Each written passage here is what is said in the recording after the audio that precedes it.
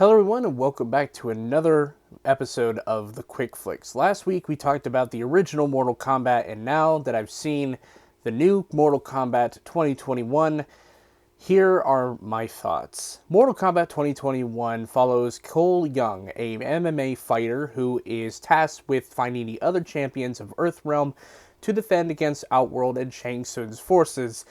And over the course of the film, each of the different characters finds out their hidden power. And that's basically a nice little plot summation. I'm going to be discussing some spoilers in this, so if you're not really into spoilers, go watch the movie. It's on HBO Max. It's in theaters. Definitely go do that. So let's talk about it. My opinion of the 1995 film is it's not necessarily a great film, but it is a film that is worth remembering because of how cheesy and corny it is. It's a perfect embodiment of what an entertainment film is. It's not necessarily concerned with giving you a big story to follow or characters to latch onto, but more rather to take you for a ride and experience. And that was kind of the big strength of that movie, even if I wasn't necessarily the biggest fan of that movie. And so with the 2021 movie, and having seen the first 7 minutes online prior to watching, it got me into a sense of understanding that this film might, in fact, go a little deeper in terms of character stuff. It was actually going to present us with an actual cinematic story. And for the most part, it kind of does. And in other areas, it just doesn't. So let's start off with those first 7 minutes, shall we?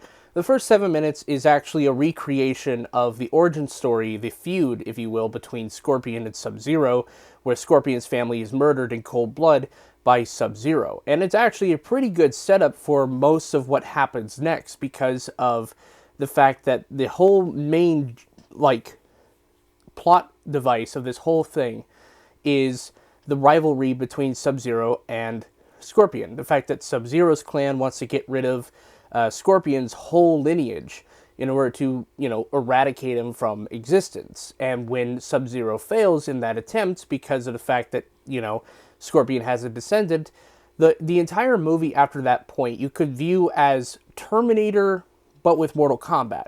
Sub-Zero is constantly on the move to try to kill Cole Young, and people in his way end up dying. And it's actually kind of an interesting thing for the most part in terms of framing, like a framing device for this whole movie. The only problem is Cole Young as a character is kind of like the basic 101 character of making a fighting character. It's basically taking some of the qualities of Rocky from Rocky 3 and just, oh yeah, here's this guy. Okay. Not to say that the actor didn't do a good job at all. It's just the fact that the character is just kind of underwritten for the most part. The fact that he is a descendant of Scorpion in this new version of the series, is an interesting topic. It's an interesting concept. He doesn't know his full lineage, and it would have been more interesting to follow him as he discovers more about his family lineage and how to bring back Scorpion in order to take down Sub-Zero. But that never really happens. Of course, Scorpion shows back up later in the film, and it's a pretty cool moment, to say the least, with the Mortal Kombat theme from the original movie playing, in a more epic fashion, with Scorpion going, "Get over here." It's a classic moment. It's, entertaining. I would say, for the most part, this film is entertaining. It's popcorn film. It has, all the fatalities you would want in a film. They're all bloody. They're all gory. They're all classic Mortal Kombat. But the main thing that I have an issue with is how the action is presented. The action is pretty decent for the most part, and when we get down to the fatality stuff, it's well done. But when it comes to the action, there's not really a sense of stakes, if you will. The fighting is fine. It's just when you're going for punches, when you're going for the action stuff for these big heavy fights towards the end, there's not a sense of real danger. Characters don't have their bones broken. Characters don't have any sense of bodily harm until the fatality, which is just not really a pure adaptation of what the video games are, because even in the video games with the newer games, you can have environmental hazards, sticks or whatever. You can have parts of your body be stabbed by objects in a given arena.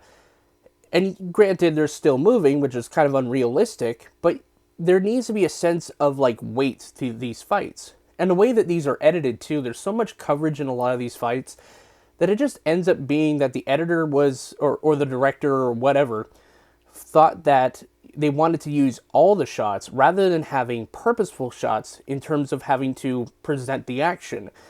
When I look at films like, say, The Raid 2, or I look at films like Dread, or I look at films like, I can think of a million other ones, like at least the first John Wick, right? There's always a sense of the action, right? There's not a lot of quick cuts. There's not a lot of that.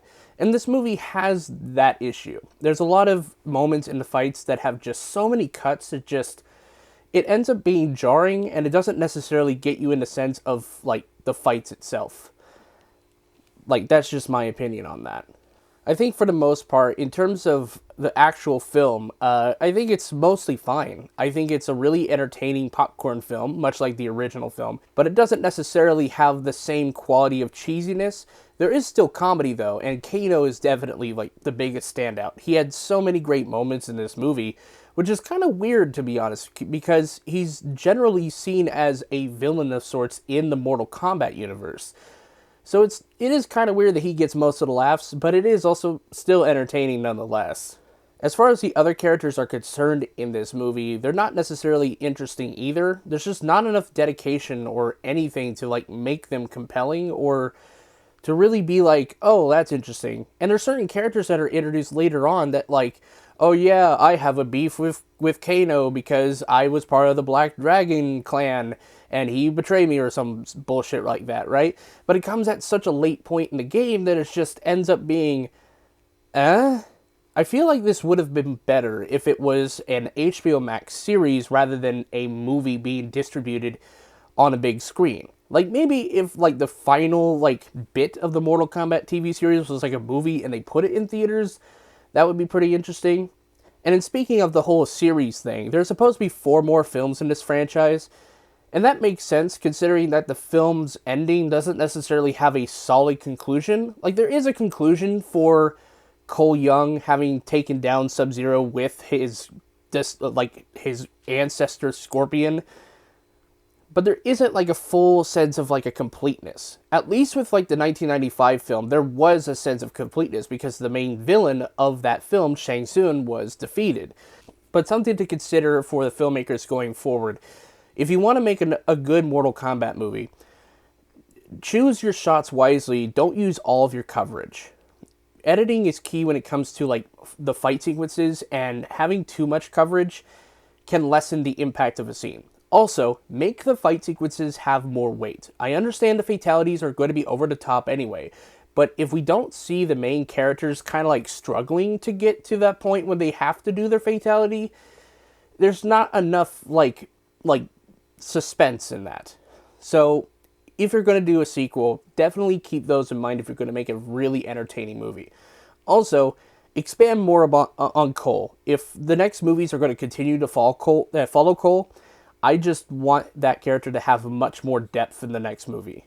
But that's just me. I'm going to give Mortal Kombat 2021 a C+. Thank you guys so much for watching my review of Mortal Kombat 2021. I ended up enjoying the movie despite its flaws, but I want to know what you guys felt about the movie. Leave your comments down in the comment section down below, and I'll see you guys in the next review. Peace.